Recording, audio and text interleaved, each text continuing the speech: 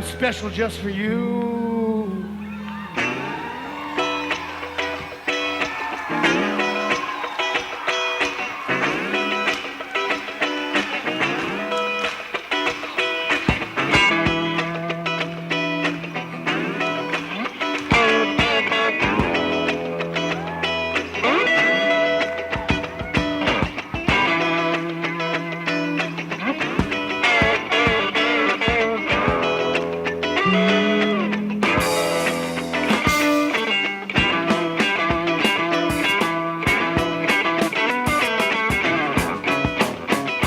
Welcome to the Great British Pinball Podcast, and here are your hosts Scott Rundell and Neil McLean.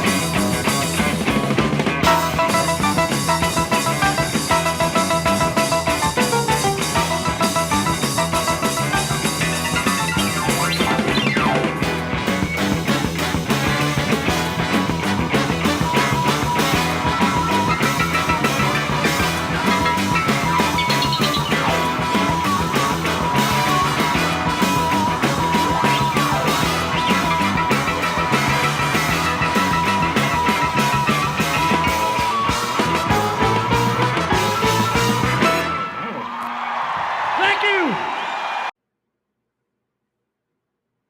Scott, Neil. I'm in front of a screen. Okay. I'm using podcast software. That must mean It's another podcast. it is, believe it or not, another podcast. The Press Association and Ofcom haven't banned us yet. For Fort police have not arrested us. Police have not busted down the doors and arrested us in any manners. It's another episode 24, I think. Maybe. I can never remember. I leave man. that to you. You're the numbers guy. Yeah, I think it's 24. If it's not, it's 25. If it's not, it might be 23.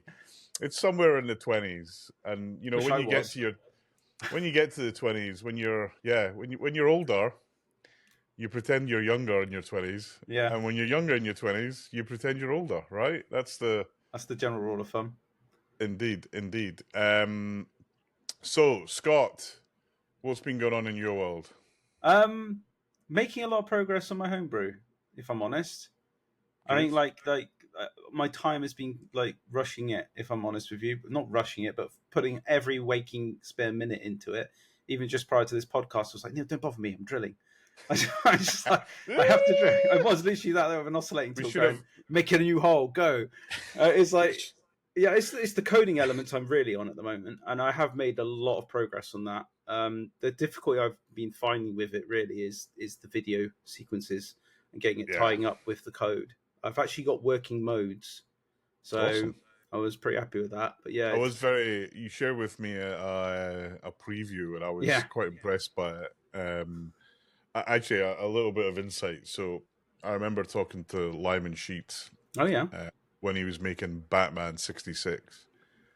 And he said the video sequences were just so difficult. I bet. It's what took all the time. Yeah.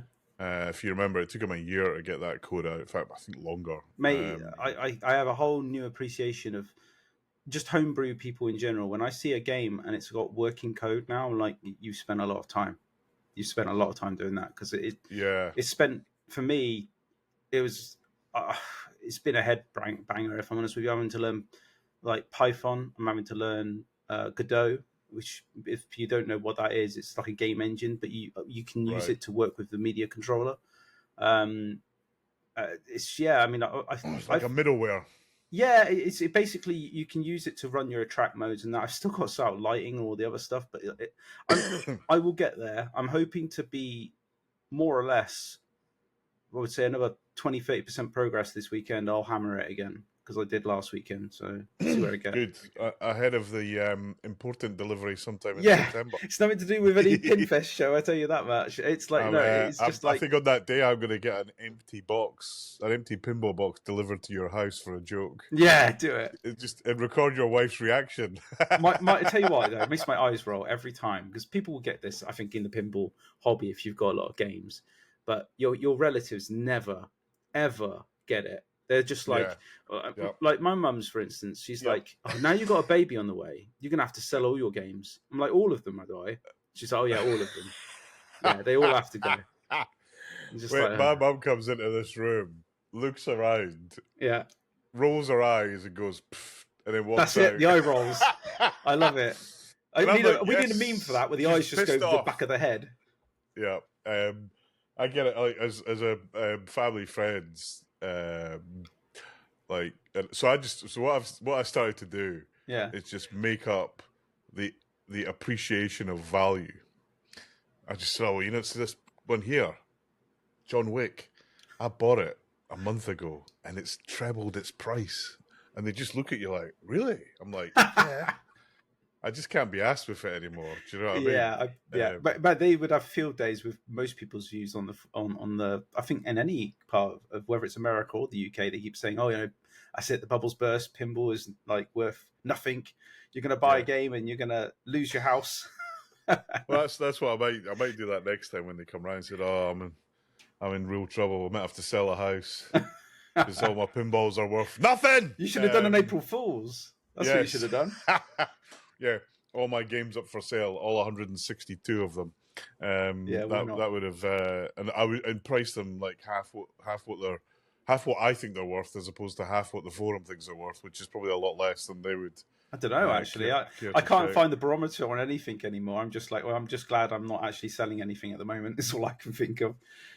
100%. I think that is definitely. If you're a seller right now, it's pretty ugly. Yeah. I don't know if you saw Loser Kids podcast. I did. On prices. Yeah. That's probably the most accurate they've been in terms of what I'm seeing. So I'm picking up a few games from Europe right now. Right. And I bought a couple of games, not new ones, older ones, but it's a buyer's market again. It's great. It's I kind of call it 3 games for $3,000. I mean, Europe. It's nuts. I'm seeing like, there's a guy I think that put up a Stranger Things with the UV kit, and I was like, oh, that's a good price. I would like that, but I'm just like, I'm at a position now. It's like, well, I can't. I've got no space, and 2, I don't really want to sell anything I've got. So I'm just a bit like, well, just someone else can buy it. There's a guy with a Ghostbusters and a Stranger Things on Facebook. Oh yeah. And all these fuckers are trying to, excuse my language, but I think it's appropriate. They're all trying to talk him down. Oh, your Ghostbusters only worth $5,000. I'm like, what? No. And I'm normally getting a kick in. You're normally the one that like says, you get the laughing emojis where they go, oh, look at Neil. He thinks it's still pre-COVID prices and stuff like that. Yeah. Yeah. No. So I mean, I look at this 2 ways. One, it's not good for the industry for people to get ripped off paying more than they should. It's just not good, right? True. And we've all of us have paid more for a game than we should have done, right? At one point or another. Some because we were dumb, some because we wanted a game that was a Grail one, right? Sure. But seeing people getting ripped off, I'm sorry. If you come on Facebook, any forum I'm on, and you put in a price that is having a laugh, I'm going to say it's having a laugh, right? Yeah. Then there's a flip side.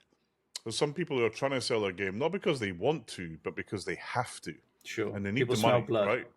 Yeah. But they can go one or two ways. They can go crazy expensive. You're never going to sell it, or list out 1 million mods that are all worth, frankly, zero. If your mods are worth something, take them out and sell them separately. It's like cars. You buy a car with, I've got this exhaust on it. I don't give a shit. The exhaust is valueless in the used car market, right? Unless you get the buyer who would have bought one anyway, then it might be worth a bit more. I think my wife had a similar thing actually. She put a car up, and she didn't even bother to mention it had the front and rear dash cam fitted. Like it was an aftermarket add-on that you could get from the BMW, I think it was, and it's got like the what do they call it? Accident sensor. It starts recording all that sort of stuff. So it's pretty good. But again, I don't know if people perceive that as any value. So she didn't bother listing it. It's just so there. I mean, some people will or not. But look, when it becomes valuable is if you've got 2 games for sale. Yeah. Roughly the same price. My game's got an amp on it, so you should buy this one, or it's got less plays on it. If you see what you're saying, if the playing field was equal, they're about the same price. If one had those other bits, you're going to choose that one. Exactly, but you're not going to get any money, and there'll be people saying, but Neil, I've had this, that, and that. Okay, well done, clap. But the stark reality is that's rare and bollocks, frankly. Yeah, there's a couple of things I think will always add value, like color DMD.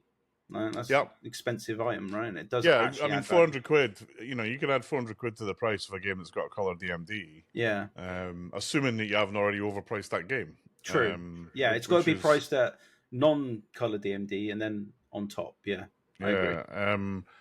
And yeah, I look. We're not trying to be, honestly not trying to be a dick or be evil about it. I'm actually trying to help people sell the game because they need the money, and they're a I friend of think mine trying to genuinely sell a people game. have got no money though. It's a bad time to sell. I know.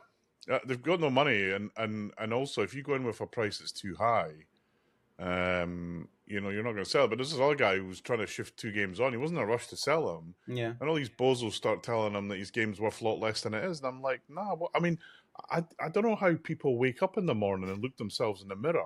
I think they're doing they that just sort they of just shit. want a deal. That's all it is, isn't it? We're supposed to be a community, and that gets my goat. Look, and if someone wants to sell something cheap, deliberately, Yeah, I'll buy it, or that's fine. But if someone, is like this guy was saying, what are these games worth? And both of them were worth $6,000 in my view. Everyone's saying, well, Ghostbusters is worth 5, and Stranger Things is 6.5. I'm like, no, Ghostbusters is not $5,000 for that game. It's so rare and it's in demand. I was going to say I remember when I first started the hobby, that was one of the games I got. It was straight after Black Knight, I think. And it was so sought after. I was lucky to get it, and I didn't realize it. And then I sold it, and I regretted it because it never came back up. Yeah, I mean, this is the thing that I had Ghostbusters Premium. It's the first new in-box game I bought. Yeah, and I waited and waited for till them to finish the code, and I just didn't enjoy playing it. And I was like, this is going. I mean, if we'd had the club then when I had Ghostbusters, I probably would have put it in the shoved club. it in the club. Yeah. But at the time I didn't, so I just shifted on. It's actually with Paul Silver, who's on the forum. Anyway, let's move on. So I mean, so basically, I've bought a couple of. I'm keeping it a surprise. I've bought a couple of games on the continent. Okay. And my Army of Darkness is out there collecting them for me. But Europe is a great place to buy games again. Is it? It's great. Just before COVID and the early parts of COVID. So even with the import duty? Even with the import duty. Because the games are so cheap, the pound's a bit stronger. Pound is actually doing really well at the moment, to be fair. Yeah.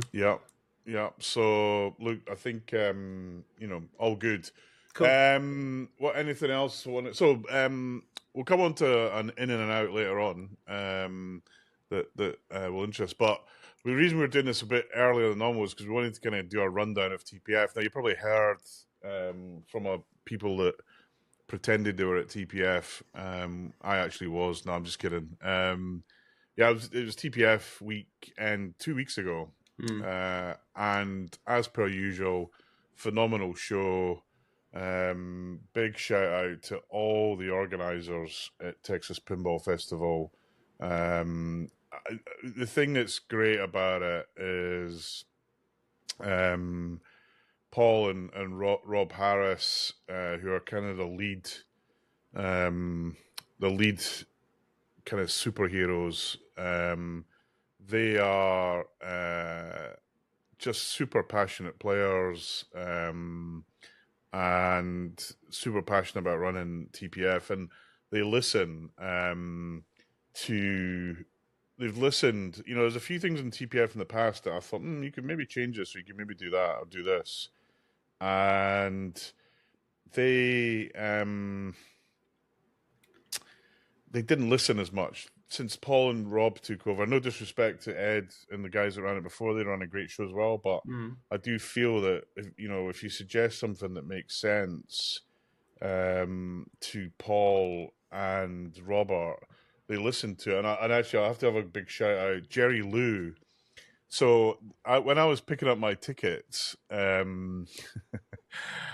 this lady's coming down, and she shouted my name, and I'm looking at it, I was like, I get this. I've had this a few times where someone comes to me, I've got no idea who they are, Right. And she said, "Oh, you were just on the podcast. I was listening to you." I was like, "Oh, okay." We're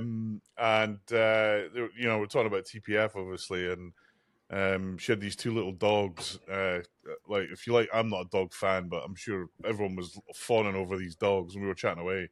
And it actually turned out to be Paul's wife, which was great. Right. So she looked after me. We got a goodie bag from her. So thank you for looking after us, Jerry Lou, and look forward to seeing you next year.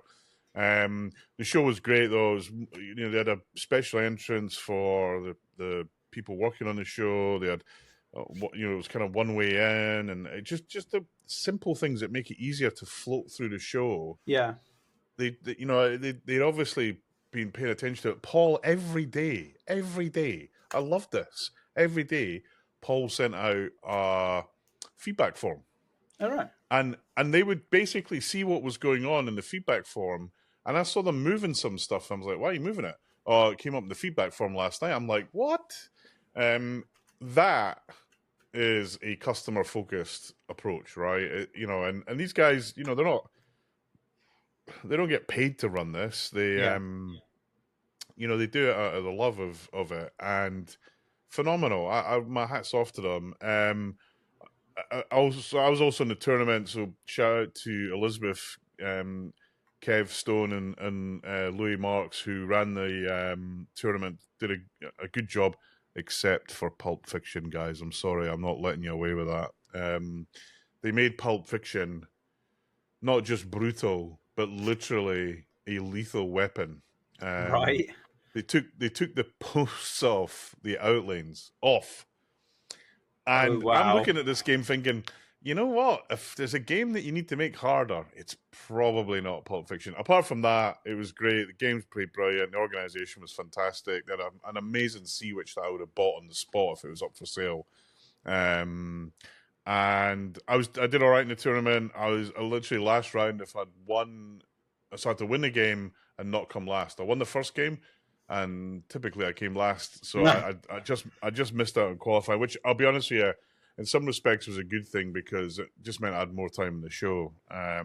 Did you drain straight away on a couple of balls? Was it, or it was just a Pulp Fiction? So Pulp Fiction, and this isn't a criticism of them.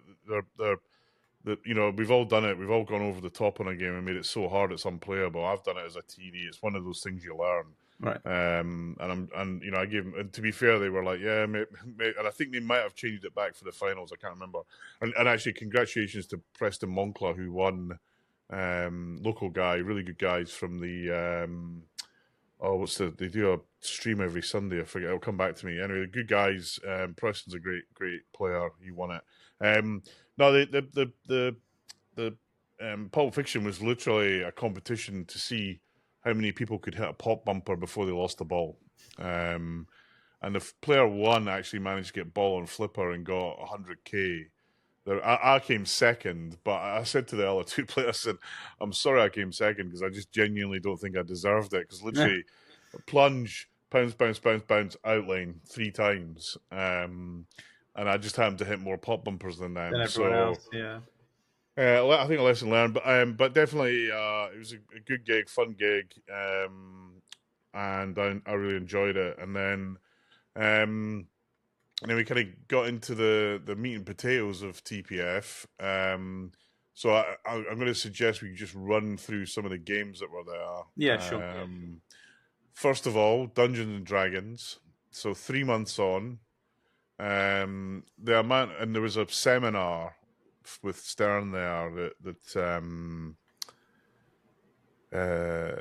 Brian Eddy and Dwight Sullivan did, and actually I had breakfast with Dwight, a really good chat with him about stuff, and he was telling me he wasn't telling me any secrets, but he was just telling me some of the thought process, and it was a good conversation. But he was saying how big the code base is on D&D. It must be insane. I would not want to be involved in that. I mean, I kind of wonder if they might have thought that they've bitten off more than they can chew. But the game's great. I mean, and I'm hearing from a couple of folks that run arcades that it's doing really well on locations. I can understand why they've done it, because you say it probably has that great operator's appeal to it, right? You're going to be at an arcade, you'll be able to log in, progress your character, and in the more evolved sense than Venom was, right? So yeah, I absolutely get what they're trying to do. They're trying to keep engagement. And Scott, ask me the question, Neil. Has your D&D arrived? I don't need to, because that would trigger you, but I know it hasn't. It's getting delivered on Monday. Is it? And you know what? Okay. It's the minute that you hear that Stern are launching a new game, the old one gets delivered. It's glorious. Yeah. I had a bit of a rant at Stern about that. Actually, I kind of upset John, who runs the Lipscoin. Sorry, John, didn't mean it.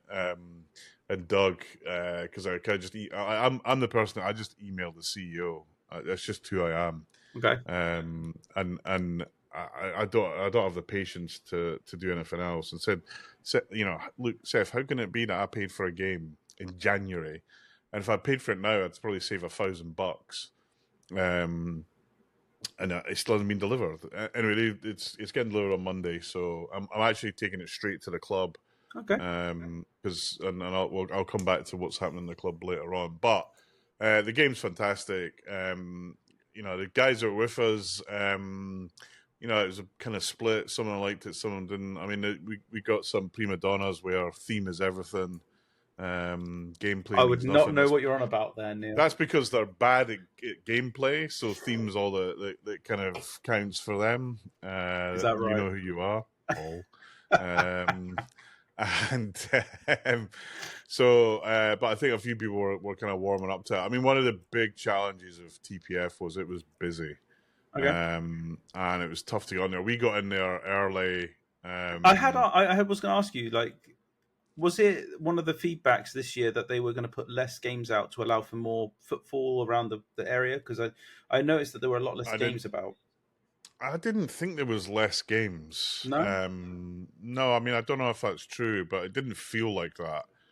I think certainly the Stern booth, the JJP booth, Barrels of Fun, and actually Spooky, they pretty much had the same that they had last year, and P3 Multimorphic.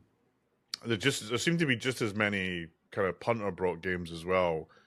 I nearly bought a couple, but resisted because I was focused on attaining another championship prize. So yeah, D&D, I think they've made great progress on it. I can't wait to get it and spend some time with it. It is going to the club for two reasons. One, I've got no space here right now. Yeah. And two, we've got this big gig coming up, which I'll mention later. And then, actually, surprise of the show for me. Go on. Merlin's Arcade. Okay. What a fun game. So again, the theme guys are like, oh, the theme sucks. But actually, I was playing with Tom, Joel, Travis, a few others were playing. Actually, after I get another, I managed to get kind of a press band so I could go into the after thing. Yeah. And when it was a bit quieter, you actually hear things. It's the that's hearing important. Yeah, because I was going to say, everyone always says it, right? When you're at an event, you can't hear the call outs, you can't hear the music, so you can't get the feel for the game, what it would be like in a setting at home. You can only get really a feel for the shots. 100%. And actually, the one thing I'll say is Dungeons and Dragons, here's the one thing they got wrong. Okay. They got that bozo Michael Dorn from Star Trek to do the voiceovers, right? Stern, you've got my number. When you need a Scotsman to do the dragon sounds, the alternate dragon sounds, you've got my number. When you say, isn't that the guy that played Worf? Yeah. So I mean, he doesn't. He's just not a good dragon. I mean, I think he would play a good dragon if he played a golden dragon. If you know your kind of lore around D&D, he's more like a right. Golden dragons are typically kind of like the good dragon. Yeah. So I think if he's going to play like that, he should have played one of those. But an evil dragon should have been. I don't know. There's something about his voice just a bit flat for me. Yeah. They're not terrible call outs. Don't get me wrong, but I know. Luke, you got the best dragon in the world with Sean Connery, right? I Oh yeah, could lay on. Forgot about that one. I taught Sean all that he knows. Is that right? Yeah. Okay.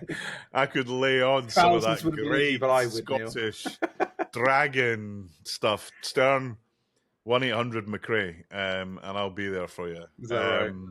I did suggest that to Dwight whilst having breakfast, and he Can have an Easter egg code. Won't you have it so that you press a certain number of flippers, and then your voice Have a comes laugh out at this. and says, "I eat the ball." Yes, I hit the ball. So you can have that free, Stern. No, the call outs are the only bit I think is not as good as it could have been, because I'm thinking of, what was that movie where Sean Connery is a dragon and I know what the one you're on about, but it's too Kids nice, Evil, but it was a great movie. Yeah. I really liked it. It's Kevin Costner was in it. Merlin's Arcade, brilliant game, fan layout. And you're literally playing different games in arcade. They've got foosball, they've got other stuff. I would say that foosball spinner, was the it? foosball spinner is awesome. It's good, brilliant. Yeah. I loved it. I'll be honest, when I saw it, I was thinking, that's going to suck. Yeah. It is. They've freaking nailed it. Fair play to them. They absolutely nailed it. Cool. It's fun getting the music. That's maybe the bit that let down for me, but I really enjoyed playing it. It felt like like a Bally Williams game, the LE version. Yeah, it felt maybe not quite as sophisticated as BW, but not far off of it. I wanted to know, and the code's early, so I was going to say, is it mode-based code? How does it work? Yeah, I mean, I don't know how you started the modes or anything. I just kind of was hitting shots, right? And but what I was able to start, what you could figure out is whatever started the modes. I don't know what it was, but then they lit up, and then you kind of shot the one that you wanted to get into, and then on the screen you had a couple of things that you had to do. It was really easy to get into the game. I thought it shot really well. The flippers felt good. Shots felt really satisfying. That spinner shot in particular, I thought was excellent. One challenge, the price. So they got two versions. They got the arcade version, which I think's $6,000. What's the price for Pro in America? The Pro in America, I want to say is $7.9 maybe. It's a good price. I think. So carry on with the rest of the pricing then. So you got they got I don't know, premium version they called it, I think. Right. $9,000. I'm like, I'm not sure people are paying $9,000 for that. It looked lovely. You have lovely yellow powder coat. Again, couldn't really hear the sound of it, but any differentiators on the mechs? Anything in addition there? They didn't have an arcade version there. It was just the LE, so I don't know the answer to that, unfortunately. Okay. But I'm pretty sure the guy Turner, what's his first name? I always forget it. Is it Andrew? Isn't it Andrew? Yeah, that's right. I'm pretty sure he said the game was exactly the same. But his booth was rammed. If I was him, I'd be happy. Really good. He sold out the first 100, didn't he, on Ninja? So, and they obviously had one there. I played that again. It's definitely a good game. I think this is the thing, right? The problem we've got is there's so many pinball companies out there vying for your attention to get your money, and yet there's only so much space you've got even to host it all. And for a lot of people, so much money now. I mean, I think I think space was the barrier before. Yeah. And I think money is the barrier now, and for two reasons. One, you can't sell anything at the price you feel that things should be worth. Yeah, Tough luck. That's the market. Yeah. So that means and then that money you'd use to buy the next game. Yeah. So we're not in a. I think this is what people kind of like. They're all focusing on, like in our community at least, on how premiums should be like 4K less instantly as soon as you buy it, and pros should be 2K less instantly once you buy it. And I'm like, if you keep going that way, no one will buy any games because they don't want to basically lose their arse. I mean, I get the fact that games need to lose value, but not only that, you can buy a game for that much. Exactly, but one man's Godzilla is another man's John Wick. You know, it's you can't. I mean, this is the thing. I've said this to Stern. You charge the same for all your games when there's clearly a difference in value that's Bill of materials you know, is different from game to game, yeah. right? So like a Deadpool's worth more than an Elvira for many people. Yeah. But actually, Elvira was more expensive, funnily enough. It absolutely would be more expensive to make an Elvira than it would do a Deadpool. Absolutely. Yeah. So in my mind, I kind of feel that, hey, Godzilla, the number one selling game of all time now, for sure, and the number one performing game in arcades, for sure. I was listening to Electric Bat. Their Godzilla, I couldn't believe this, 70,000 plays. Jesus. At $1 a play. That's good money. I know. I'm like, holy shit. People say there's no money in pinball. God. I know. I'm thinking, my God, the playfield must be worn down. There's some. So There are some horrific pictures of playfields that look black as hell. To be honest. Yeah, I mean, those guys are great though. I've met I've met both of them at Expo. Really nice. They're ex-Marco Spec. And but for me I mean 70,000 plays. I mean that's $70,000. That's paid for the game and paid for 4 other games as well. I mean that sort of return's unbelievable. But Absolutely. That's what they reported. And what's been out 3 years? Godzilla. I know. Yeah, that is that to me is pretty good going. And I mean they're if you haven't listened to it, I really recommend the Electric Bat podcast. They talk more about the business of running an arcade. Yeah, it's insightful though, isn't it? Because you kind of it is very insightful. Yeah, and, 2021 by the way for Godzilla, September it was. Yeah, so I mean you kind of you kind of get a sense of if arcade business, if you're in the right place, if you're in the right place, the right location, the right games, you look after them. Pinball can be a good, a decent business. I mean, I don't think you're going to retire and buy a yacht. No, but it's nice to know that your big ticket item will make you some big ticket earnings potentially. 100%, and Rachel does a tremendous job on the numbers, which again, if you're in business, I mean, this is why they're doing well, is because she's on top of the numbers. And one of the interesting things, they had a Adams family, and they were expecting that to print money. It didn't. It's had its life cycle, hasn't it? Though, really. Yeah, they if anything you hear about that is, oh yeah, it's going to print money. Nah, it doesn't. It used to, not anymore. And we see the same in the club.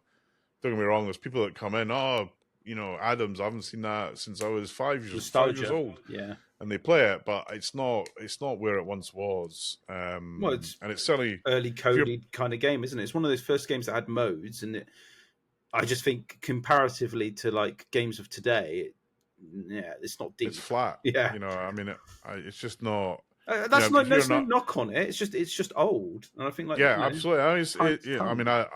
I've never been a fan. I thought it was okay, but I didn't think it was great. It's like Medieval Madness for me. I don't think that would be a big earner on site. I just love it. Because... not true. Oh, okay. So that's in the last year that was number 10 out of all their games. Oh, I take it back now. The Medieval Madness, big earner for them. The other big earner for them the last 2 months was Dungeons and Dragons because of the continuation part of it. Sure, that makes sense. That is definitely working. John Wick. So in January, Stern put out some more missions. They push these from the finally get the contracts out, didn't they? They got the contracts out. Boom, people are putting money in it. So hopefully, I definitely think they cottoned on to something with their Insider Connect, with the whole achievement thing. It feels very reminiscent of the early days when you used to have Xbox Live and everybody would chase PlayStation would chase the trophies, and obviously it was the points with Xbox. But 100%. Let's move on. Portal. Yes. Multimorphic, indeed. Yeah, Jerry and Ian have just smashed it with that game. You enjoyed it, yeah? I really enjoyed it. I mean, I actually, let me caveat that a little bit. I was only able to get about 15 plays on it. Okay. And I didn't, just as I was figuring out what to do, they were rammed. The queue to play, there are 3 games. The queue to play it was out the door. 3 games, yeah, it's pretty tight in that number of people. Yeah, it was, and it's such a complex game, but I have to say, I think this could be their Godzilla. I think it probably is, but I mean, I'm going to play like devil's advocate here, or the opposite side of the coin, if you want to say it that way. The views I got were negative. Really? Yeah. So the people I spoke to who went to the show said to me, didn't like it. They said if you're going to buy it, the only one that was of value was the one that had the lower third extension on it, so to speak, so that you could actually get some variance between it. But they said it just didn't feel like a pinball machine to them. That was their view. Yeah, I mean, look, I tend to agree with that. I mean, I've always said so. I like P3. I think it's fun, but for me, it doesn't feel like pinball. You know, Yeah, that's so, the common statement I got back. If you hit the kind of the snick shot on Deadpool, it's like yes, and the P3 system just lacks that connection. I tell you what it feels like to me, at least from what I was getting descriptions, because they said I couldn't hear the ball. Yeah, it felt like it was gliding on ice, and I was like, I know what that's like, because if you put a playfield protector on a pinball machine, similar. Yeah, it feels weird, right? You know the difference between a ball rolling on the wood compared to rolling on plastic, and 100%. I just think that's what was probably jarring for them. At least that's what they said. In saying that, I mean, I haven't looked at the numbers on this, but I could see me getting a P3 to play Portal. So a significant investment, though, isn't it, to buy just Portal? Yeah, I don't know. I mean, I think you're looking at 12 grand or something like that. Yeah, I was going to say. I know Retro's now a dealer. David has managed to secure that. Yeah, good on him for getting that done. Because in the UK, we just had nobody willing to distribute it, basically. Yeah, and I mean, you know, this other thing is it's quite a. The license is weird, right? Because as I say, to me, it's a game license that a lot of people in the PC world will know it, but maybe a little bit on the console, not so much, I'd say. I feel like what they've done with it is good. Like, I do genuinely think it's impressive, as you say, like the way they've actually managed to get beyond that back third kind of mentality that I always used to know their games were full. Yeah, I mean, and the way that they added the kind of ramps above the screen and stuff, I thought that it definitely their engineering skills are so good. Like, I think they're just. I hate to say it, but I think their talent is wasted. I think that if they put that kind of talent into a wood-based playfield, they would have sold so much more. Yeah, I mean, I kind of, part of me agrees with you on that. I just feel like if they just took that Portal, they must have the license for it, right? Just make a non-standard, non-modular version of Portal, and I guarantee you're going to get more sales. Yeah, I mean, you'd lose a lot of the way the game plays on with the screen and the different. You'd lose a lot of that game. I see what you're saying. Yeah, the animations and that. I just you know, it's the first time, you know, I played other games on, you know, every TPF they've got a new game. There's Weird Al, there was Heist, there was Princess Bride. Yeah, and those games they were all good, but I'd never, once I played them a couple of times, I was like, okay, didn't have that one more play kind of. But Portal, yeah, I kept going back there only to find the queue was halfway around the building, so I just didn't get to play as much as I would have liked, which is frustrating. I was impressed. I'm glad that they finally made a game that is going to make people think twice about going, do I put my money here or with them? I think so. I mean, the other thing I'd say to them is I think people will have left TPF with still some questions in their mind. Sure. Not because the game, they don't want to buy that game or they wouldn't buy that game, but because they just didn't get to play it enough. And I said this to Jerry. I said, mate, you got to bring more games. 3 is too low. It's just not enough for TPF, and I feel that maybe you didn't really anticipate the demand. Maybe, but I mean, I think that, you know, I'm not. This isn't. I'm trying to not be critical here, but I kind of feel that I know for myself is if I played it if I were able to play it maybe another 10 or 20 times, I'd know much more clearer whether I wanted it or not.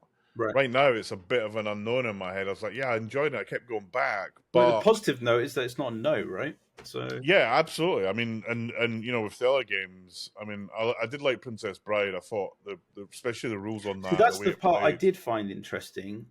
The people I was speaking to, they said they preferred Princess Bride to Portal. Yeah, and I can see that because this is the thing about Portal, right? I mean, this is kind of weird. And I was talking to Ian and Jerry about this, and I said this to him. I was like, he said, you know what's really good about this game? The score's unimportant now. You're not trying to get... So look, of course there's a score and you want to get a high score, but I didn't give two hoots about the score. I wanted to finish the puzzles, and there was timing, and there was all these other things related It's more to the puzzle. mode-based, isn't it? It's completely the game. Yeah. So I found that much more exciting, and I thought, actually, this is a nice pivot on Pinball. that I think could be interesting in the future. But I think good result for them, and it was good to see them there. Cool. So we're going to go from hero to zero.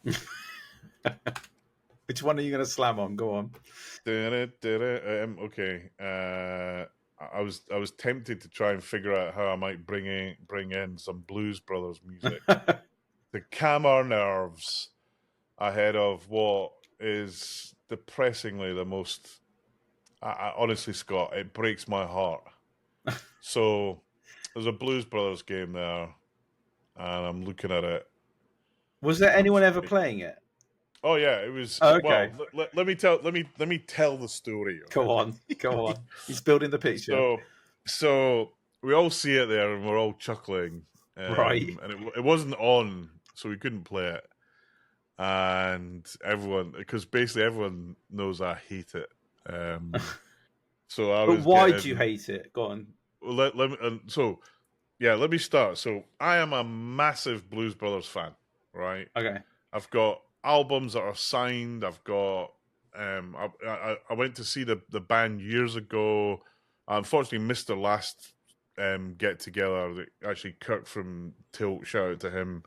He went to and I didn't even know it was on. I was annoyed that I didn't go. But in my car, like I've got a playlist of the Blues Brothers that when I'm driving, it's on and it's blaring. Right, I love the Blues Brothers, and the movie's great. It's funny. It's awesome. But I love the music, right? Okay. And look, if you doubt me on that, right? Go on to YouTube, and search for B movie Blues Brothers, and there's a video of him live, that is just out of this world greatness. It's just amazing. They got such a great band. I want to hear it now. Shot in 1978, so that's how old it is, right? So you've got so this is it. You got this great musical band. They it came out of Saturday Night Live. Dan Aykroyd, freaking genius at writing stuff. John Belushi, hilarious actor, funny guy, can sing. The guy can sing, right? And you got this amazing band with people there's people in the band that play with Michael Jackson. I mean, they're just fucking superheroes, man. All of them. Right. They're proper musicians. So, and I'd shouted at Stern a few times, Blues Brothers, but which, by the way, where is Blues Brothers set? Chicago, right? The home of pinball is the home of the Blues Brothers. And I literally cried when I heard that Home Pin somehow. Look, I'll be honest with you. It's got 0 for me. Like, I don't care about the theme. I don't care about the pin. Nobody's perfect. I just look. It's going to be an age thing. No offense, Neil. I barely knew about the film. Mate, have you seen the film? No, I don't want to. What? Mate. No, that's bollocks. You've got to go see them. You've got to watch the movie. No, you've got to. I don't think it. I don't fucking think it hilarious. Work. I think it's going to be as bad as what was the other one? Spinal Tap. I can't. Oh no, Spinal Tap's pants compared to this. I mean, honestly, this is look. John Belushi and Dan Aykroyd, man, he's a Ghostbusters guy. Yeah, I know he is. I know. Robert Zemeckis, he was involved in. But I've seen a lot of Daniel Aykroyd stuff, and that's just no. Okay, well, look, sorry, I can lead you. I can take the horse to the water, but I can't make you drink. Anyway, I think the ending music is going to be something Blues Brothers on this. Yeah, why not? podcast. So look, this is amazing. I mean, it's an amazing theme. It's an amazing music. It's got the movie's got car chases. It's got Illinois Nazis. It's got a nun with a stick. There's just the movie's just rammed with content. It's got Aretha Franklin dancing on a cafe worktop. It's got Ray Charles playing a piano like you've never seen anyone play. I mean, there's just so much good fucking content in this movie with the music and the video, and I'm like, Homepin. And Homepin, the reason this is a bit of a narc for me, Homepin ruined one of my other big themes, Thunderbirds. I'm not even going to mention it, but it's just fucking awful. Yeah. Tony, it's awful, mate. Doesn't it have like some really bad geometry issue where the balls can fall into the bottom of the cabinet? Yeah, I mean, and not only that, it's got one ramp where the ramp wasn't made strong enough, so it broke on the original game. They sent out new ramps, and then the flippers. Bloody hell! It's just honestly, why, Mike? Stop fucking making pinball machines, please. The funny part is he's really good at doing electronics, right? Like I see the part. Well, you say that. There's more of the story. I mean, there's more of the story.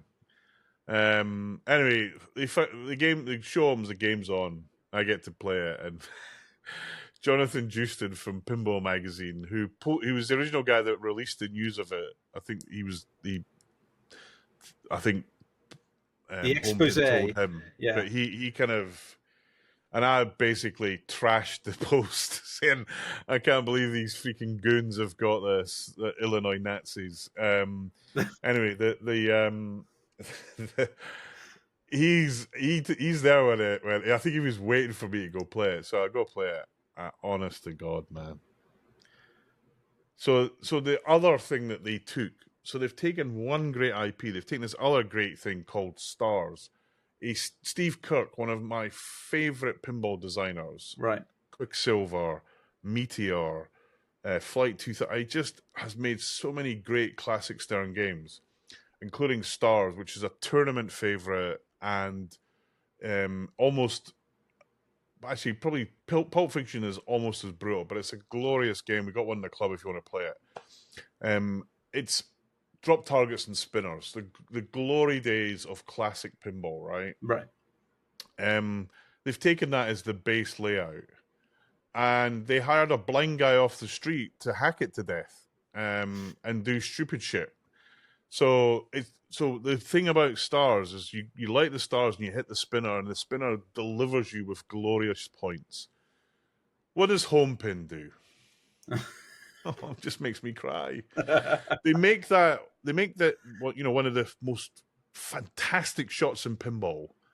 When you hit it and that spinner spins, it's like it's attached to your body and your whole blood pressure rolls with it, right? Yeah. They widen the shot. So literally, a kind of a bowling ball could go down there. Yeah, I mean, any balloon could hit it. Right. And in doing that, they have to move the spinner halfway round the shot.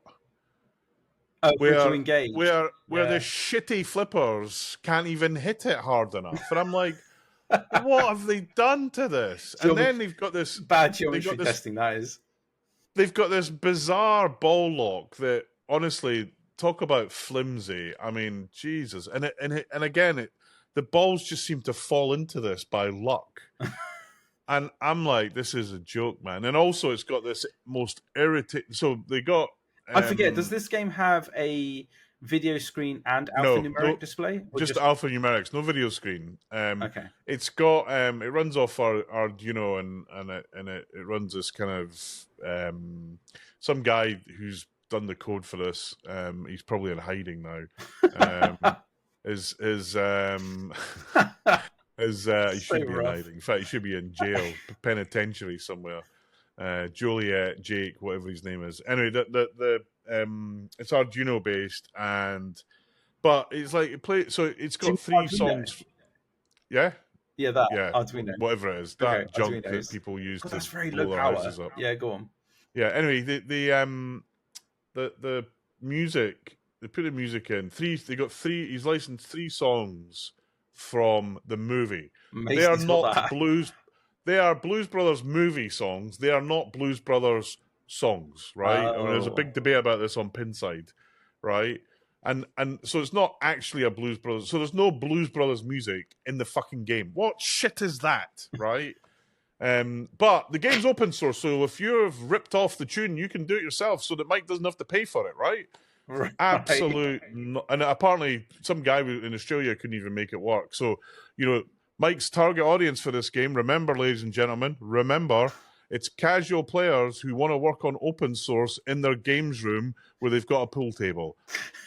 I shouldn't laugh, but it sounds so terrible. Ah! Honest to God.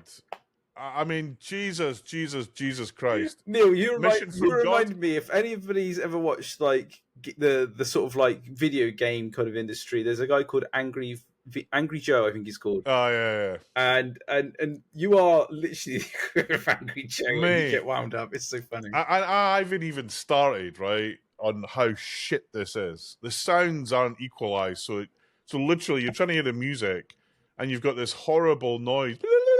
Just constant, and the guys on the booth that had the game, they were ready to blow the thing up, but they didn't have to, because it blew up itself. It broke down 3 times with these glorious electronics made by Mike and his left hand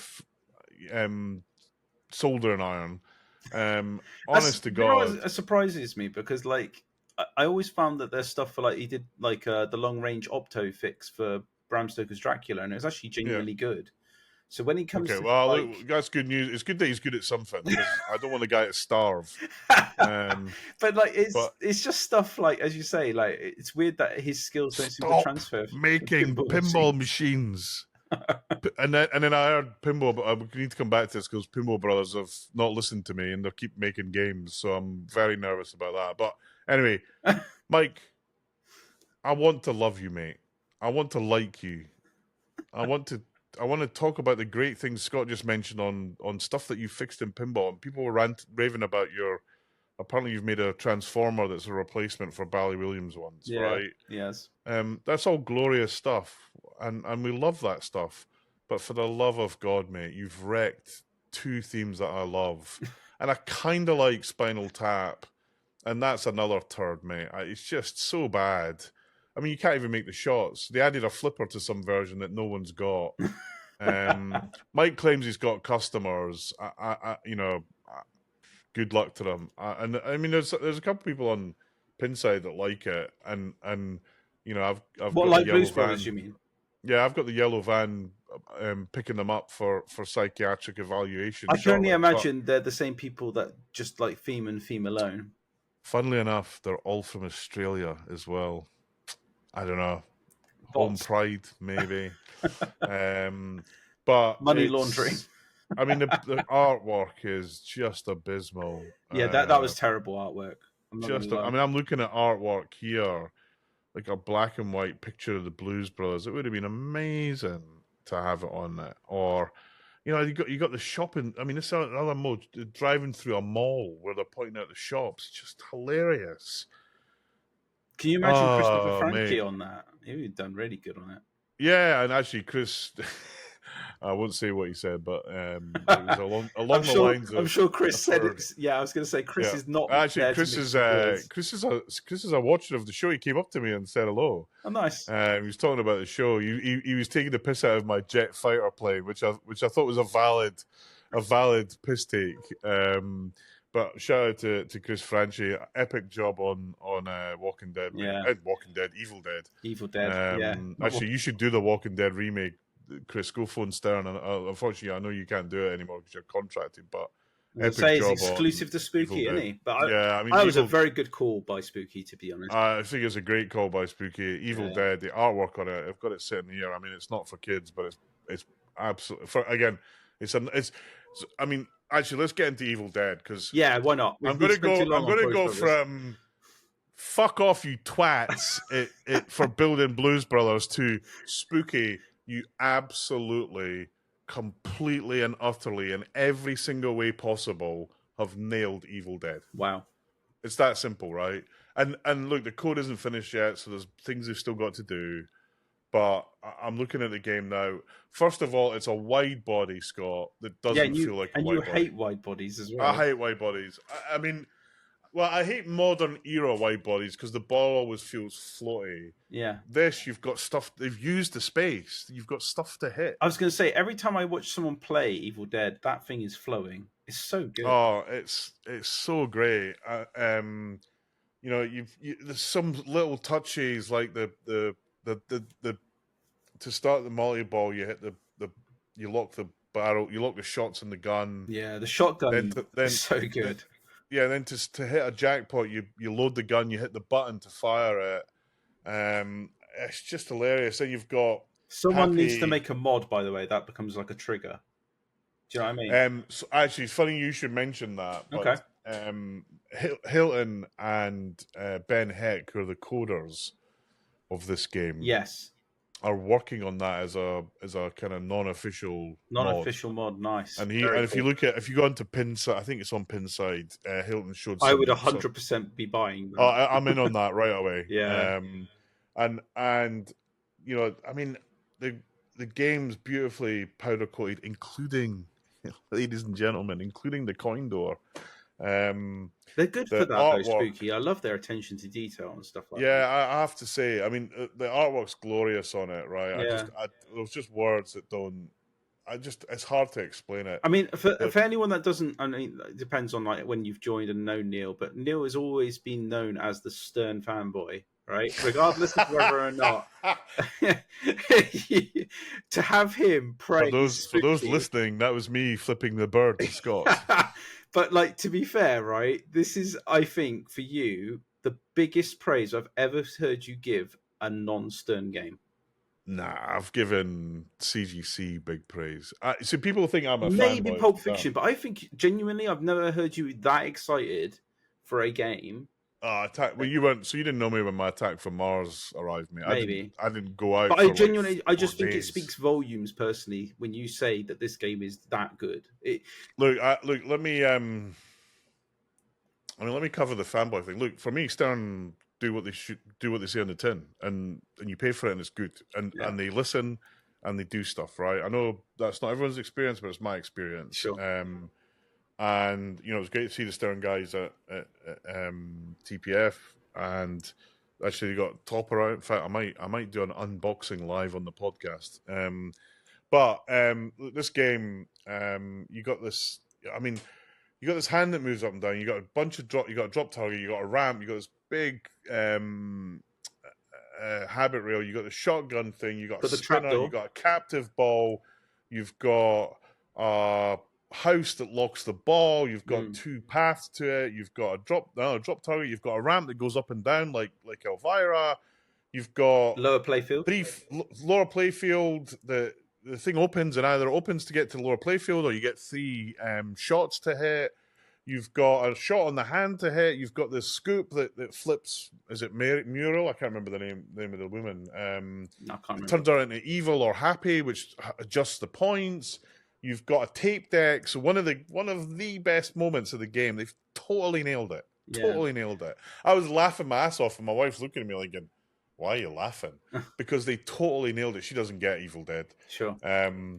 And this bit, and actually, if you go on, if you're watching this on YouTube, you'll see me do a stream of it where I'm laughing my ass off because the tape. There's a little tape on the apron, and it starts spinning, and it starts playing the enchant. It's going blah, blah, blah, blah. Kanda. And it's just Kanda. That's it, Kanda. That's it. And mate, it just made me laugh my ass off. And then the multi-ball starts, and then you when you start the shotgun multi-ball, it fires double, both barrels. You've got this, it goes, get ready, and then the kind of zombie or the deadite appears, and you hit start, and it times you how quickly you are. Yeah. And that sets the baseline for the jackpots. It's such a great little thing. It's never been done before. At least I don't remember it being. It feels fresh, doesn't it? It really does. It does. It's really fresh. They got there's 2 games in it. There's Evil Dead, which has 1 set of modes, and Evil Dead 2, which is a different set of modes. Right. I have to say, I haven't figured out which one I like the best yet. I haven't played it enough, but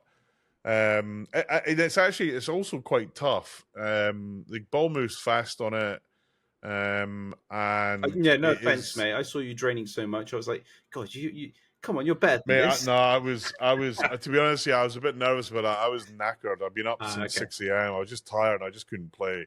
I'll do a proper stream over the weekend where Yeah, do that. I'll show it. Actually, shout out to Joel from Flipping Out Pinball. He's done a tutorial of the code as it is now on it's Flip N Out podcast. Well, he does the streaming, but it's Flipping Out's website for Zach and Nicole's their dealer in the US, and good people. And he's he does a lot of streaming for them. He's got the game currently. Although he said to me it's covered up with blankets because he's got young children. He says I just can't have that game in the house with young children. Okay. Yeah. Which I mean, a man covered in blood with a chainsaw. Yeah, it's probably the scary looking zombie woman at the top on the topper. I imagine is a bit. Yeah, that is. I mean, the topper is insane. It weighs a ton. The topper. Does it? I was going to ask you that, from a practical standpoint. If you ever had to take the back box down, do you think you have to take the topper off then? 100%. Right. I think so. I mean, well, put it this way: look, fast forward, Neil, you're talking about it and you're playing it. How have you got a game? Well, there was one for sale. Yeah. And you know what I'm like. When I see something I like, I buy it. Yeah. So I bought it. I've still got one in order from Phil. So this one's going to go into the club. That's how generous and loving person I am. Oh, it's great, mate. I'm going to put this in the club. And it's nice to see it early doors, right? You've got to... Yes. Because I don't know when it will arrive in the UK either. Sometime in the year 2074. Just after my Dungeons and Dragons arrives. I just can't wait. I mean, I'm a stickler for mate, stuff. I remember Xbox. I flew to America to literally stand in a queue to buy 3 Xboxes and bring them home. Oh, nice. You'll be buying a Switch 2 then, no doubt. I've already got that sorted, mate. But to be honest with you, I've got. I should bring this handheld out thing I got. It's amazing. Anyway, well done to the Spooky guys. And actually, let me just. I've given the Spooky guys a really hard time about quality, and I think fairly so. And I didn't do it because I hate the guys or I want to be a dick. Although they probably think I was a dick, which is fair enough. It's because it's important to have good quality and stuff, right? Absolutely. Because you miss out. I mean, I remember playing Looney Tunes last year before, and I mean, it couldn't even eject a ball without crashing. I was like, come on, guy. And Looney Tunes, a theme that I would have been into. Sure. And it just turned me off because, like, oh, Neil, you can fix these things. Yeah, you can. I don't have time to fix them. I when I want to play pinball, Scott, I want to play pinball. I don't want to be dicking about with a screwdriver, or a chainsaw. So at the show, I kept hovering around the Spooky stand. They probably thought I'd gone a bit nuts. One, to play the game, but two, to actually get a view as to how reliable it was. Yeah. And I was waiting for and also I wanted to see the underside of the playfield. I was waiting for that to happen. The whole weekend, I didn't see a playfield up. That speaks volumes, doesn't it? If it can survive a show, it's going to survive a home location easily. So I didn't pay for the game until the Saturday night, the last possible moment. See, I was worried because wasn't there like that guy that was a distributor? He bought the last 25 games or something while he was at the show. Yeah, so I mean, this was a game that was actually at the show. So it's kind of. Then did they have a certain number of those games that were able to sell? Yeah, they had. So all the games at the show, apart from one, was sold before they even arrived. Oh, wow! So people collected them from the show and took them home. So you were quite lucky to get it then. I was very lucky, no question about it. And actually, a shout out to Tommy from Nitro Pinball, who also did me the deal on Pulp Fiction. I'm his biggest customer in the UK. I've bought a couple of games off him. I saw him and I pinged him. I said, "Hey Tommy, is that Evil Dead sold?" He's like, "No, not yet." I said to him, "I'll take it." And to be honest with you, it's a bit of aggro for him because he's got to do paperwork and stuff. Yeah, it's got to export it, right? Yeah. Yeah, but if I was in Canada, Nitro Pinball would be who I was buying from, and they're dealing with tariffs and a whole bunch of other stuff, which we'll talk about in a minute. Yeah. But fair play to Spooky. Nailed it. If you've bought one of these games, so I've got my UK one on order from Phil. If you've bought one of these games, you're in for. I mean, you're genuinely in for a pinball treat. Speaking to Joel, he's dreading when it goes. He said I'd buy one, except I just can't have that game in the house. So, he thinks it's awesome. I think they've nailed it. I think there's a ton more content to go in from Bruce Campbell, etc. And just little things that I notice because I've seen the movies about 100 times, so I can kind of narrate them. But they've totally smashed it. The topper's amazing. It literally looks like the woman popping out. I mean, I watched the movie on the flight back, and it's just, and I hadn't seen the movie for a while, actually, admittedly, and I'm watching it and I'm thinking, holy shit, man, these guys have. It was even more compelling as to how well they've taken the theme. I'm really glad they do the horror theme because then I don't think we'll ever do a horror theme. I say that they did Walking Dead, yeah. But I mean, they kind of had to tone that down a little bit. Yeah, I don't think they're not going to do that kind of really scary cabinet artwork, right? So, well, Walking Dead Remastered is definitely coming. Okay. So let's see what they do, I suppose. We'll come to that more. So shout out. I mean, and a huge. I mean, I talked to Spooky Bug and Spooky Luke and Chris and a few other and Hilton all weekend. Really lovely people. And I'm really glad to be able to say, I bought this game and it's playing great. Yeah, they've still got code to put out for sure. And there's things that there's a couple of bugs in it that they know about that they're working through, but I'm really happy to be on this journey. And look, from Tuesday, so this is Friday the 4th of April we're shooting this, and from Tuesday, if you're bored next Tuesday, the club's open all day. Evil Dead will be there. Nice. Taking it over there, so people can play it, and then it'll be in the British Masters along with D&D. Probably if you want to play it, come in the afternoon because I'll be getting there in the morning and I'll have to set it up. So don't come first thing bang on the door to play it. But if you want to come play it, please do. And look, if you haven't got a topper, get a topper because it's great. I think they sold more toppers than they did games, didn't they? Which was quite funny. Yeah, someone told me that as well. And I think so. If you're an Evil Dead fan, I'd absolutely understand why you'd want that topper. It actually comes with a topper. Oh, it's got that plastic, the sort of like the credit cut version. I'll show this. So if you're on YouTube, you'll see this. If not, it looks like a topper.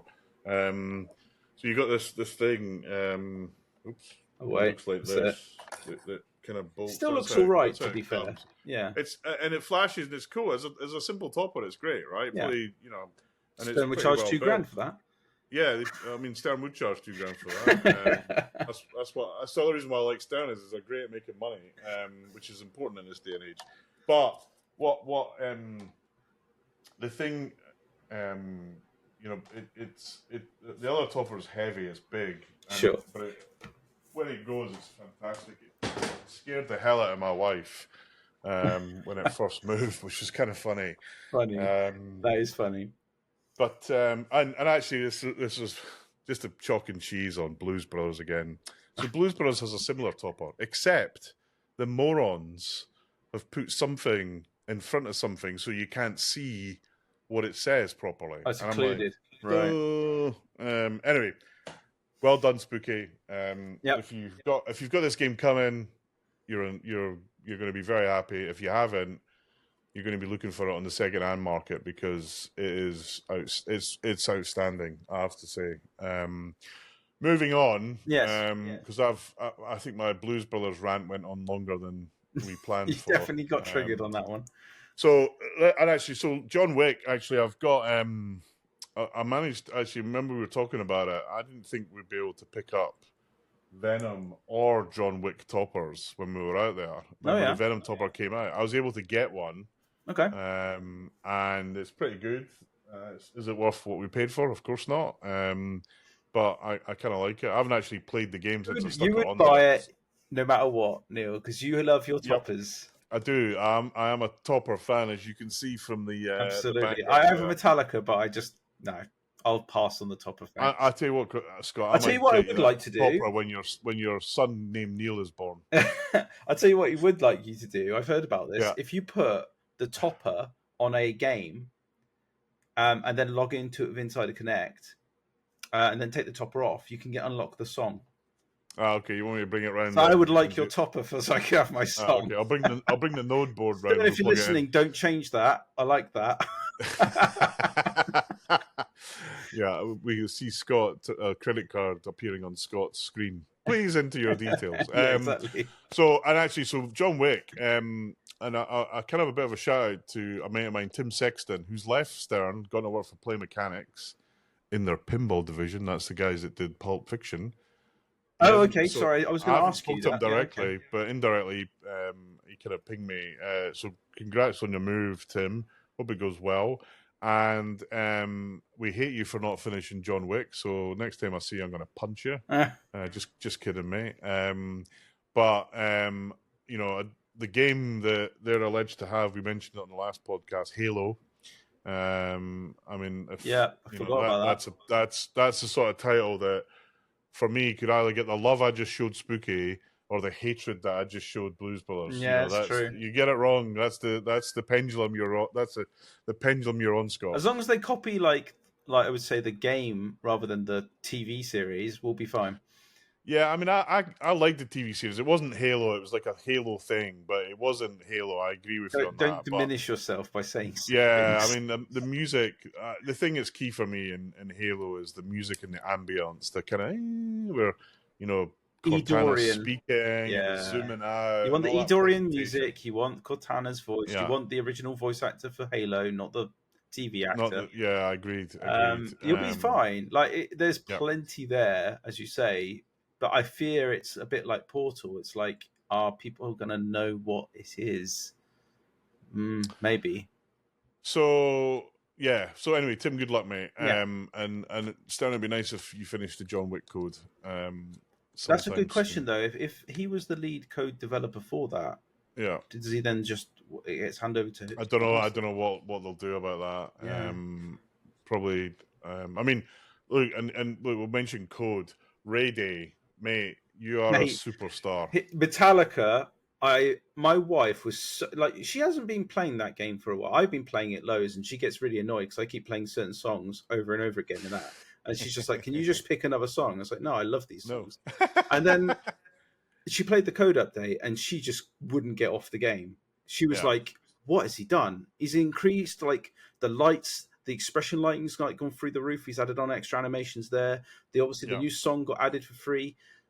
Please, Stan, for the love of God, don't copy CGC. I don't want to see bloody code updates being charged for. Like what you're doing right now, that is phenomenal. Like it took for me what was already an awesome game and added on another 10%. Like that code update was incredible. Like it's such a good update. They were finishing the game, and let's finish Metallica. And come back to, because I think people have got the wrong end of the stick on what CGC are doing.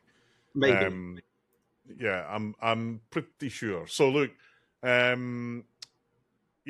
great job, Ray. I mean, Metallica has taken everyone by surprise, including Stern. And they've sold boatloads of them. It's such a good game. It's my favorite game. It is literally my number one game now. After Jaws, it's probably their second best seller this year, by a mile. Yeah. Moving on. So we then were treated to Jack announcing Harry Potter. It was a glorious moment.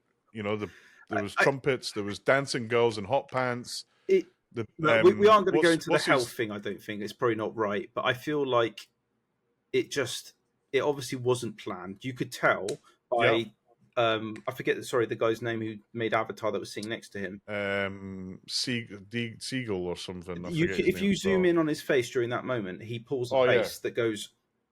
It's like it's like you could tell it was not something he should have done there and then. And Mark I Seaton. that's it. So yeah, I genuinely feel like during that announcement, everyone in the crowd was just dumbstruck. That's what it was. It wasn't they were being rude. It was more like, did he just genuinely give out confirmation of Harry Potter in a nonchalant way to like 30 people in the room? It was a bozo move. I mean, look, Jack runs a company. Yeah, he can do what he that's likes. what he wants, right? Yeah. But if I was his marketing director, I probably would have resigned and walked out. JJP in my book, right? I have to say this because I feel very strongly about it. Their advertising is phenomenal. Like when they did their promo for Guns N' Roses, it was by far, this is how you do a video, guys. Everyone else learn from us. That's what it felt like to me. And I felt they probably have something already cooked up for Harry Potter that's been taken a while to make. And he's just gone and announced it in a couple of sentences.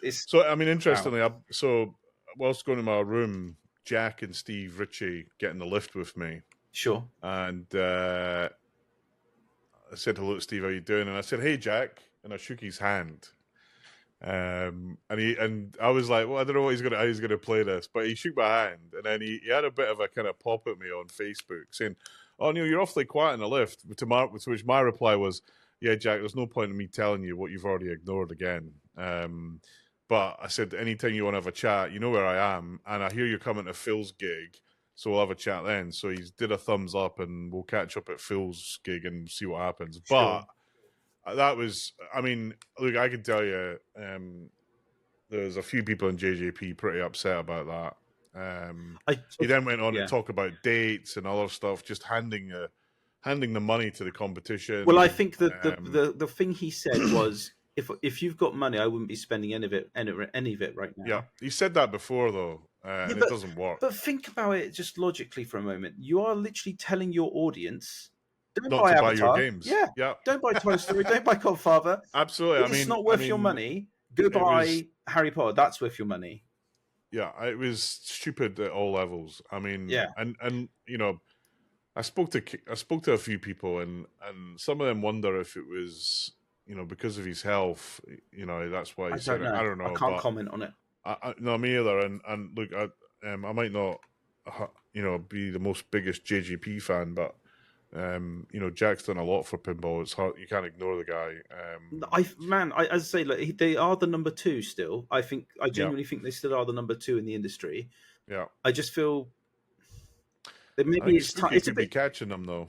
Yeah, well, with Evil Dead, absolutely. But I just feel like it's just a misstep on their part. It really is. I feel like Harry Potter is obviously going to be a big ticket item, and it should have just had a better fan announcement. That's all. Yeah, I know that the guy that's marketing was pretty hacked off about it. I would be, because I can only imagine the effort that they've probably gone to make a video. The thing is what's stupid about it is you're not supposed to announce stuff like that without the licensor being in on it. Oh yeah, of course. Because the first thing, you know, I would do, I'll phone Warner Bros. Hey, I hear you got a pinball machine coming, or like some guy announced it, and like, what the fuck?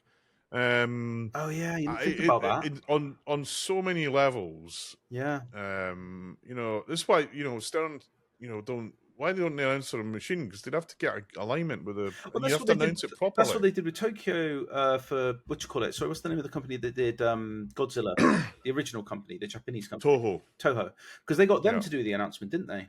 Yeah. I remember that now. God, yeah, you're right. Didn't think about that. So on so many levels, it was a stupid thing to do. Yeah.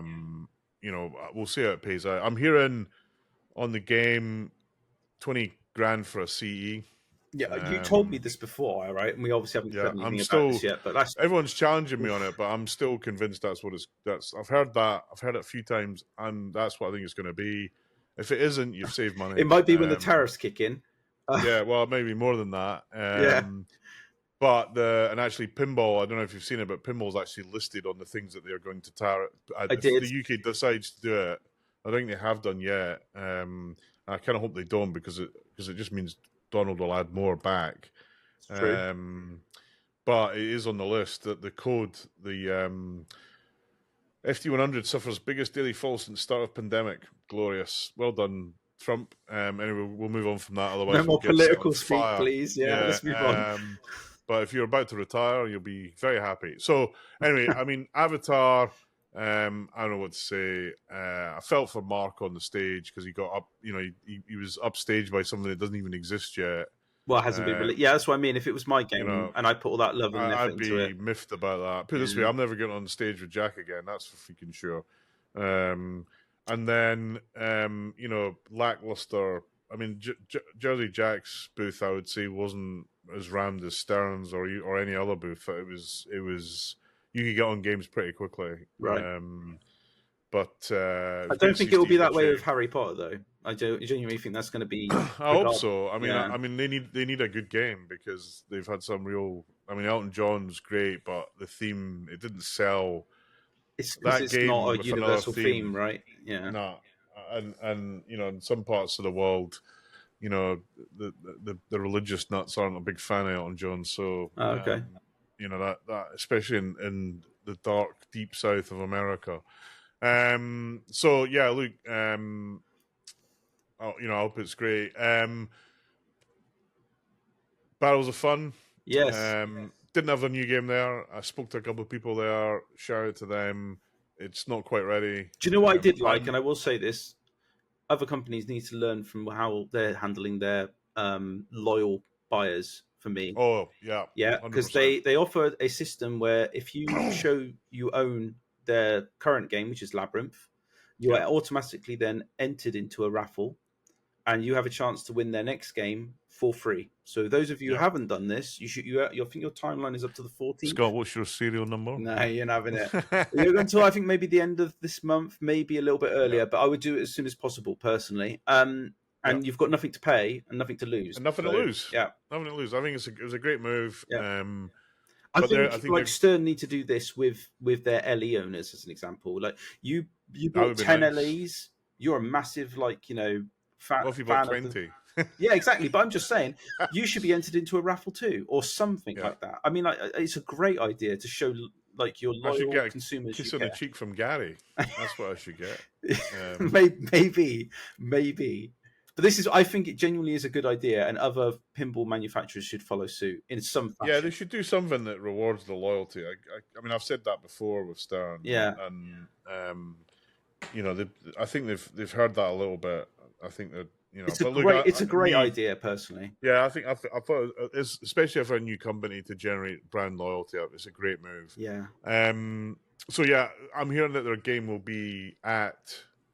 Well, it's going to be announced, I think, media expose somewhere around the 15th of April, and which is the same. Interestingly, the same week as Kong's going to be announced. Yes, so we're going to basically have Barrels of Fun versus Stern Face Off, really, versus Harry Potter a week later, no doubt. Yeah, well, this what Canada said, right? It's going to be a busy few weeks. Canada said it. Nah, it can't be true then. He just talks bollocks. By the way, the best giveaway at the show was a Doneda sticker. Have you seen Doneda? No. So it's Don's. You've not seen this, mate.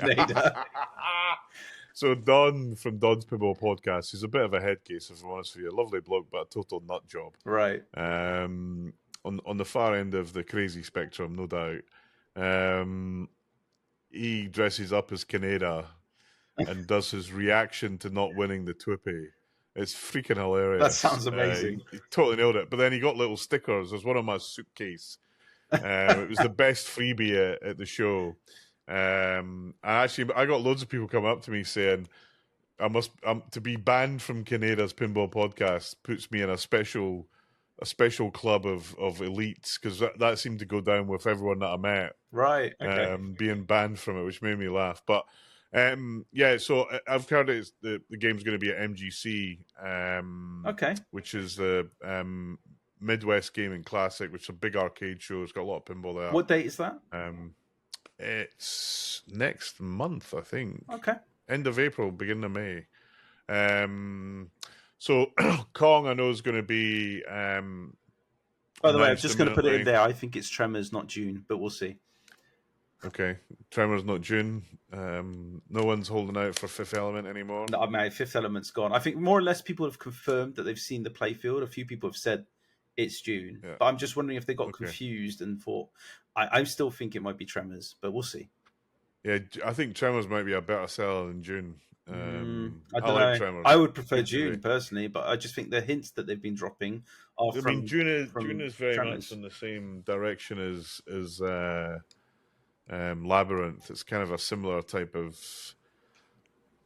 film, although the acting's slightly better in Dune, I would suggest. Oh yeah, which And film are the you music's referring to? Though, are definitely you better. referring to the '80s June or the more modern release? Both of them. I see. For me, I think the modern release is probably that generation's I Lord haven't of the seen Rings, it actually. personally. But there we go. I haven't seen it. A movie where you need to go and see two halves of it is on the edge of This reality. coming from the guy that likes like Blues Brothers. I'm sorry, but you need to watch June. If I have to watch Blues Brothers, you need to watch June. Okay, I will watch June for by the next podcast. You do that. In fact, I might watch it and record my reaction to it as an amusing YouTube video. Just try not to snore. I just hope it's not got ninjas in it, or sorry, it has got it's got laser wielding ninjas. Wow. Every movie needs that. Anyway, okay, yeah. So Kong, we're pretty sure Kong's going to get announced in a few weeks' time, and others have stated it. I tried to keep my mouth shut, but Stern have invited the media and the dealers to a day. Unfortunately, I can't make it because it's Easter. I did try and negotiate with them to move it earlier. So I don't think they're going to move it for you, mate. No, I know. Even for me, they're best customer. I did try and move the biggest fanboys. What you needed to say? Yeah, no, the biggest customer. So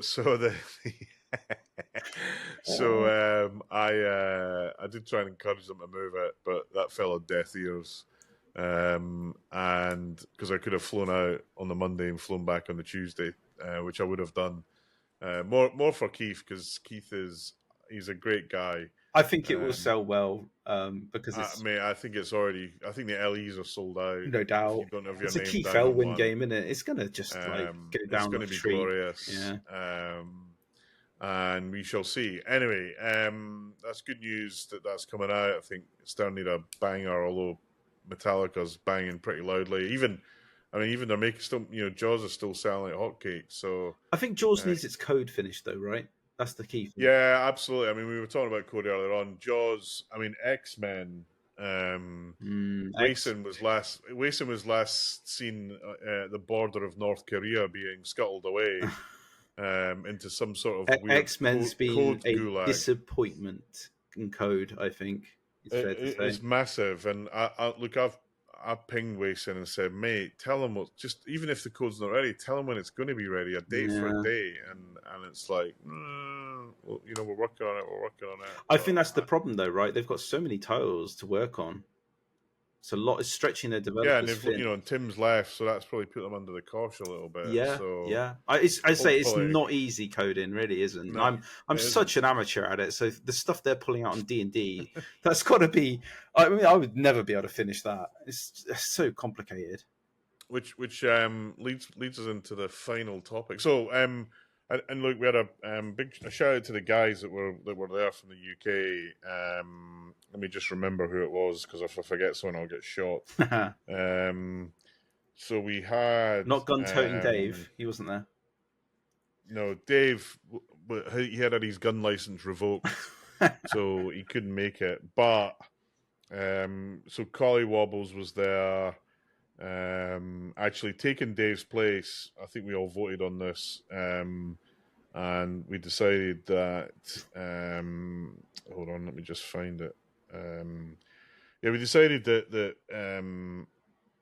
Rob Cutler, who was there, Psycho Kid on the forum, or Psycho Kid as I like to call him now. Right. He was there. Scott W, Ian Waring was there. Davey Stumbler. I was videoed by him, and I was winding up the guy who did the Pulp Fiction topper, which actually is pretty decent, I have to say. Apart from the fact that you can't see the characters, which I've offered them money if they print me proper ones. I think that's got to be a licensing issue, right? It is 100%. Yeah. Paul Silverpillow was there in his shorts. Did he have sandals on? He didn't. I don't think he had sandals. Sandals on. and He definitely socks. had shorts. That'd be very shorts British. and a coat. Shots Christian, who we wound up all weekend about Harry Potter. Poor Christian. He was literally like on the champagne when he's a big Harry Potter nut, He was on the champagne when it was announced. Mark F. We had a good few games together. Mr. Chapman, Collie Wobbles, and Ant, and then also there was Will and Tony from the club. Martin Abe was there. There was another guy from the forum there, but we didn't know he was there. We didn't see him, so we ignored them. It's quite a lot then. All the Yeah, it must have been about 10, I guess 10, 11, 12 people. We had barbecue, we had beer, we had chip. I mean, we went to this place where they brought out a side of chips. The side of chips would have fucking fed Woking. It was just nuts. I looked at it and thought, you know what? It's like later on I thought, I wish I'd eaten more of those chips. I found that though when I went to like America, and you get like it's nuts. Like portions of food are just well over scale compared to us. Like a large for us is a medium for them sort of thing. It's like, you literally they bring out a large Diet Coke. Yeah, and you could bathe in it. It's like a tub. Like a thing. It doesn't fit in a cup holder. I was going to say you need the world's biggest cup holder to put it in. It's like I'm not going to complain too much. It's really nice the way you get value for money, so to speak, with the food. It's just like you're never going to be able to finish what's provided to you. That's all. Exactly, and then we had coming back, we had a last minute panic. Yes. So we're all checking in. So I checked in 2 toppers. I checked in a thing for, because I've got stay, so I could check in 4 bags. So 2 toppers, my own bag, and something for Mark. Right. We had, and then my case was full of parts from Marco and from Pinball Life, and a few other places where I bought the stuff from a Metallica that you can see on Facebook, from Back Alley Creations, lovely stuff. We were all. I mean, the amount of gear that we brought back was just huge. Playfields, back glasses, parts. Crazy. I brought a pinball machine, but that didn't go on the plane. That didn't go on the plane. I went on a cargo plane rather. I'll come back to that in a minute. But it was so we checked all this stuff on. We get off at Heathrow. Yeah, and and so half of us were on the flight out on the Sunday night, half of us were on the flight out on the Monday night. I was on the Sunday night one, so about there's 4 of us. Rob and Christian had some ramps and a topper as well for Jurassic Park. I mean, it was like Aladdin's cave in the bottom of that plane. None of it came out of the luggage bit, and I had one of the guys had a tracker in his luggage that showed it still as Dallas. So we were all like, OMG, are we going to get it? So we hung around there. You do all this left luggage bollocks. We have to fill in a form. BA, utterly useless. I did get one of my cases, and I got a case for Paul. So two of the 4 things came out. So at least I had my parts and stuff. So I just waiting for the toppers, and anyway, the next day, Paul, we started getting pings that they'd arrived. Paul, I forget who it was, but the tracker was now shown in London, and then later that day, annoyingly, because I wasn't there, because I had to go into London, my 2 toppers got delivered to my wife, which went down like a lead balloon. 2 fucking toppers. So that was a painful whipping when I arrived, and then I told her about the pinball machine. I got punched in the mouth. I'm just kidding. So yeah, I shout out to Qatar Airlines who helped me out get my game back. Good job. They did a great job, and they delivered it. I mean, literally a week after I got back from TPF. Which is pretty good, and the game was not a mark on it. So thank you to them. If I get more organised, I'm going to bring more games back next time for sure. And I think that's it, mate. I had a big shout out to Ant, by the way. He picked up a colour DMD for me, so thanks, Ant. Okay, yes, good stuff. I actually meant to buy one for my World Cup soccer when I forgot, but I bought loads of other parts for it. So I need to go and I need to get one. I'm back in the US in a few weeks, so I'll pick it up then. Yeah, get in before the tariffs hit, and mate. and Paul were there. We had it was a really good gig. We were just taking the piss out of each other, and saw a lot of friends there. It was great. Really good gig. And the whole like I said, a really good weekend, folks. If you haven't been to a pinball show before, save your money, go to TPF. Yeah, I mean, it generally looks basically, like one of the best shows. Yeah, I've had a lot of people saying, "Oh man, we're coming for next year for sure." I know this sounds as dull as dishwater to some, but I watched the Barrels of Fun seminar on their manual creation. So they had a guy. Yeah, I forget the guy's name, but honestly, the work and effort great. he did into creating that manual, I was like, oh, that's how they should all do it, really. I mean, it seems like it's a lost art. Is this I forget his name, but he's just joined from CGC. Yeah. So wherever he's been, so Jersey Jack, they had a manual like that. Yeah. Then at CGC, they had a manual like that. Now Barrels of Fun's got it. He's so I just good hope at you it. keep it up. The both my dialed in and the manuals for Cactus Canyon and Pulp Fiction are just out of this world. Because I only bring it up because it got me thinking when I was watching him, and I was like, oh yeah, you know, he's going through every part. Butch. That's it, Butch. Yeah. Yeah. And he said, and I thought, yeah, when you mentioned, I think you were on Stern Pinball's enthusiast group, and you said, oh, I need the part for my Jurassic Park, which was like a pin for the Newton ball, but it doesn't appear in the manual. And everyone's like, well, it's in the manual. And it's not. It's just genuinely missing. It isn't there. I actually think they might have added that after the game because I think they found out the bulbs got stuck there. Because it's drilled into the playfield. It's not T-nutted, which is, mine's snapped in the one in the club. Yeah. So I got another thing. We're going to drill through T-nut because there's space to T-nut and it gets a lot of abuse. So anyway, I got all those. That was some of the parts I got in when I was in the US from Marco Spec, right, and Pinball Life. But shout out to both of them because the Marco guys actually brought it. You didn't have to pay any shipping. They brought it to the event. You just picked it up from them. Yeah, it's good. And Pinball Life got it shipped, so it arrived there. Also, a big band of